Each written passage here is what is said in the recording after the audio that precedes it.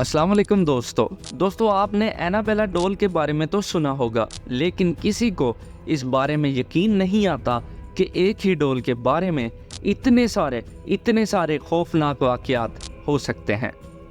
दोस्तों देखा जाए तो ये एक गैर जानदार यानी नॉन लिविंग ऑब्जेक्ट ही है, एक डॉल है। दोस्तों आज जो मैं आपको कहानी सुनाने जा रहा हूँ ये बेहद खौफनाक कहानी है। ये कहानी एक जापानीज डॉल की है जिसे सुनकर आप शॉक्ड हो सकते हैं। ये कहानी बेहद इंटरेस्टिंग भी है। ये कहानी है ओकीको डॉल की।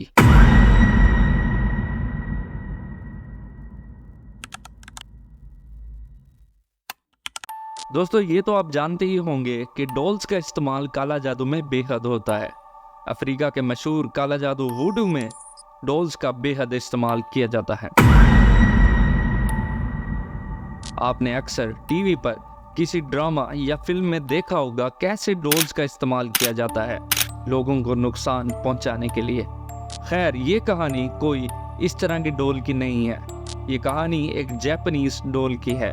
दोस्तों जापान एक कल्चर्ड कंट्री है और इस कंट्री में बहुत सारे हॉरिफाइंग स्टोरीज भी हैं। दोस्तों ये कहानी शुरू होती है 1918 में। 1918 के टाइम पर एक लड़का था जिसका नाम था इकिकी।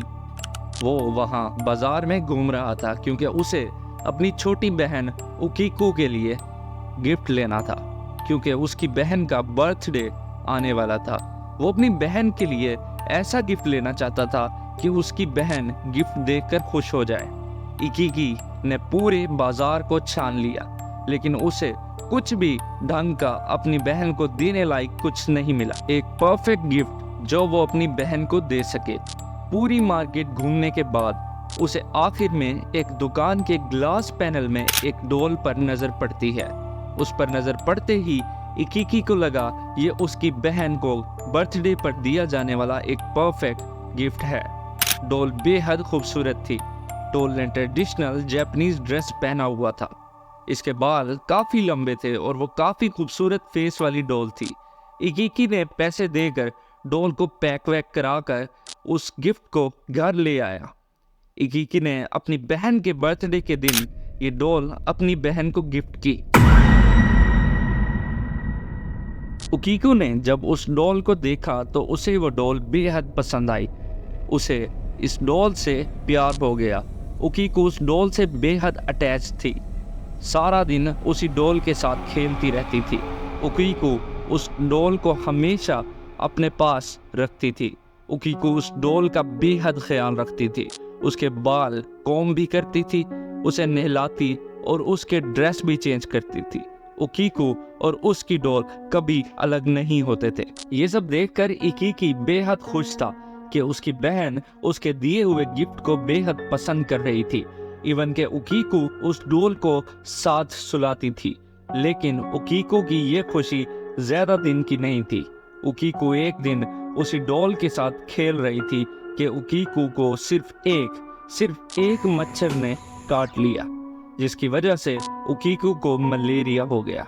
उसकी हालत इतनी खराब हो गई थी कि उसे ढंग से सांस भी नहीं आ रही थी। ओकीको तकलीफ से तड़प रही थी। जब ओकीको इस फेज से गुजर रही थी तब उसने उस डॉल को अपने सीने से साथ लगा कर रखा हुआ था। इसी दौरान ओकीको की डेथ हो जाती है।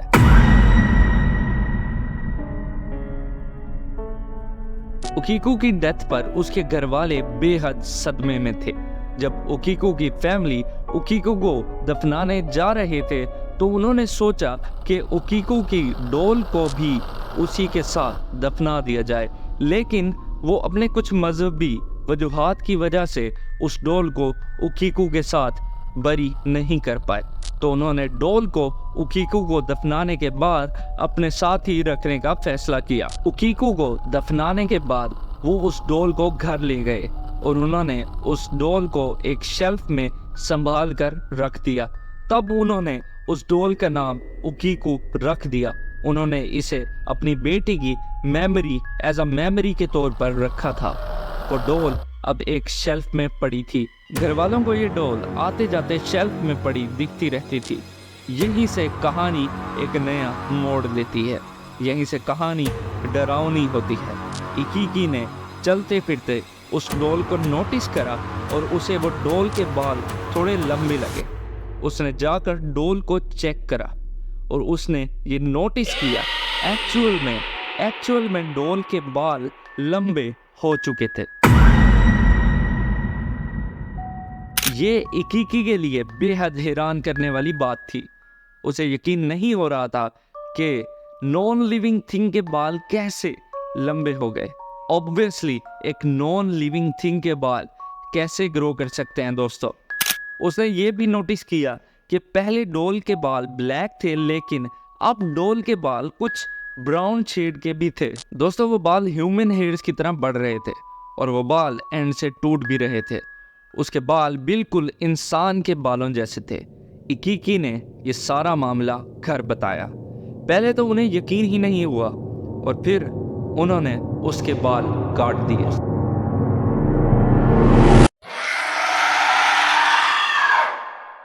उन्होंने जब उस डॉल के बाल काटे, उनकी लाइफ हेल बन गई। दोस्तों उनकी लाइफ हेल बन गई। इकीकी और उसके माँ बाप को रोज़ाना लगातार डरावने ख्वाब आते रहते थे। ये कोई आम डरावने ख्वाब नहीं थे दोस्तों। उनकी ज़िंदगी झंड हो गई थी, उनके लिए सोना मुश्किल हो गया था। वो तीनों बेहद परेशान थे, ये क्या हो रहा है। इसके अलावा उनके घर में पैरानॉर्मल एक्टिविटीज़ भी शुरू हो चुकी थी। घर वालों ने नोटिस करा कि उनके घर की चीज़ें एक जगह से दूसरी जगह मूव हो रही हैं, जबकि घर के किसी फर्द ने ऐसा कुछ नहीं करा था। कई बार फैमिली रात को सोते नींद के बीच में डॉल को मूव करते हुए देखते थे। एक बार उकीको के जो फादर थे वो भी एक रात को उठे थे और जैसे ही वो उठे थे उन्हें सामने डॉल दिखती है। उनके किसी फैमिली मेंबर ने डॉल को उधर नहीं रखा था।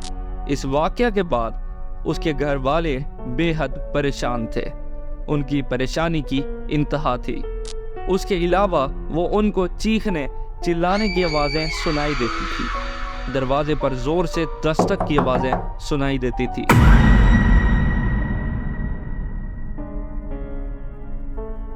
और वो चीख भी छोटी बच्ची की आवाज़ में होती थी। दोस्तों इसके अलावा आपको बताता चलूं, ये सब उनके साथ सिर्फ 1-2 साल के लिए नहीं हुआ, बल्कि 20 साल तक उन्होंने ये सब सफ़र किया है। दोस्तों ये पैरानॉर्मल एक्टिविटीज़ बढ़ती रहती थी और जैसे जैसे उकीको का बर्थडे करीब आता था, ये एक्टिविटीज़ होना और तेज़ हो जाती थी। उसकी फैमिली को ये समझ आ गया था कि ये सब शायद उस डॉल की वजह से हो रहा है, तो उन्होंने काफ़ी सारे प्रीस्ट को और मुख्तलिफ लोगों को ये सब ख़त्म करने के लिए बुलाया, ताकि कोई ये सब ख़त्म कर सके, घर को ब्लेस कर सके। लेकिन जब भी कोई उस घर को क्लेंस करने की कोशिश करता था, चीज़ें और ज़्यादा ख़राब हो जाती थी, उनका जीना हराम हो जाता था और ज़्यादा पैरानॉर्मल एक्टिविटीज़ होना शुरू हो जाती थी।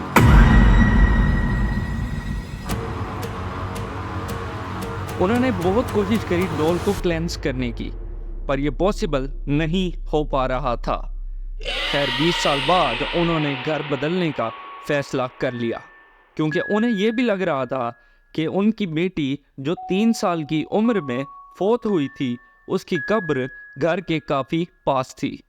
जब वो 20 साल बाद ये सब सफ़र कर चुके थे और उन्होंने घर बदलने का फैसला कर लिया था, तो उन्होंने उस डॉल को मेनिंजा बुद्धिस्ट टेम्पल को देने का फैसला किया। दोस्तों मेनिंजा बुद्धिस्ट टेम्पल जापान का एक टेम्पल है। ये डॉल अभी भी उसी टेम्पल में मौजूद है। इकीकी की फैमिली ने जब ये डॉल टेम्पल के हैंड ओवर की, तब उन्होंने उस डॉल के बारे में सब बता दिया। इवन टेम्पल के प्रीस्ट ने भी उस डॉल को क्लेंस करने की बेहद कोशिश की, मगर कुछ फर्क नहीं पड़ा। उस डॉल को मेनिंजा बुद्धिस्ट टेम्पल के प्रीस्ट ने पैक करके रख दिया टेम्पल में। ये डॉल आज भी उसी टेम्पल में मौजूद है।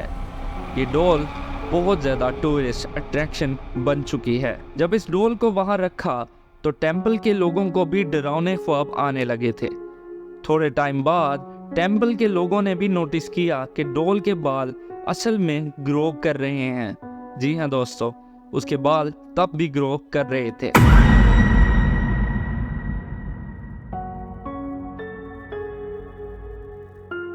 बहुत से लोग वहां जाते हैं देखने के लिए कि ये डॉल की कहानी असली है या नहीं, लेकिन कहा जाता है इस डॉल को जो देखने आते हैं उन्हें भी नाइटमेयर्स आने शुरू हो जाते हैं और काफ़ी पैरानॉर्मल एक्टिविटीज़ भी उनके साथ होती हैं। इसके अलावा काफ़ी सारे टूरिस्ट ने ये भी रिपोर्ट करा है कि उसका मुंह भी आहिस्ता आहिस्ता ओपन हो रहा है और जो भी उस मुंह में देखता है तो उन्हें दांत भी नजर आते हैं।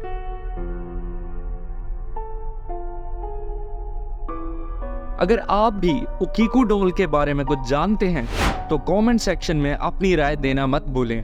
हमारे चैनल को सब्सक्राइब कर लें और बेल आइकन पर क्लिक कर लें। अपना बहुत सारा ख्याल रखें एंड कीप स्क्रॉलिंग।